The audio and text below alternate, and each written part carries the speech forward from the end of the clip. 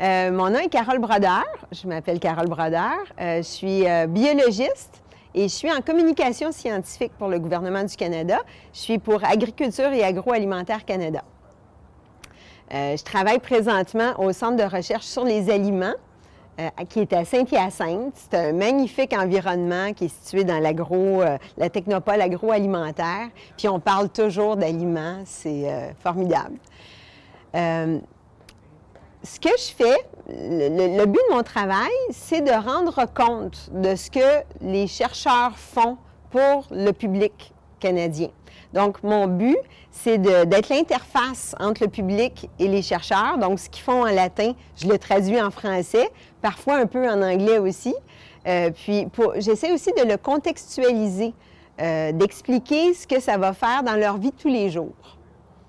Souvent, les chercheurs vont aller fouiller des points de plus en plus précis parce qu'on en est rendu là avec la science. C'est bon d'avoir parfois un article qui va faire le tour de toute une question. Puis on a souvent des scientifiques qui travaillent dans plusieurs domaines. Donc, mettons, pour le miel, on a des abeilles. On peut parler de la production de miel, on peut parler de la protection des abeilles, on peut parler de ce qui se passe pour la pollinisation des bleuets, parce qu'on se sert des abeilles pour polliniser pour plein d'arbres fruitiers.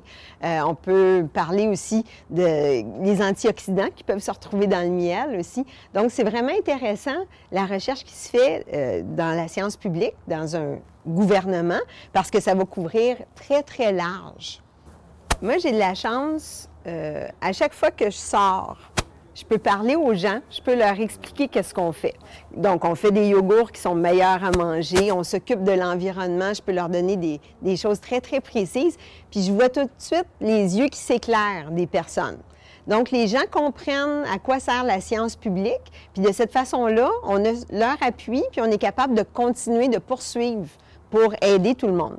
Ça, c'est vraiment très important. Des domaines où j'ai pu voir un impact direct de qu'est-ce que moi j'ai fait, c'est assez rare. C'est un peu comme en recherche, dire qu'on a vraiment fait une découverte. La recherche, c'est pas aussi gratifiant que ça souvent. C'est souvent des petits pas qui nous mènent vers la démocratie, vers plus de connaissances, vers plus de bien-être. Il y a eu David Suzuki qui est venu nous parler pourquoi on fait de la science, puis qui nous a expliqué que la science, on fait ça comme on chante, comme on danse, comme on fait de l'art. On fait de la science parce qu'on est humain. C'est magnifique.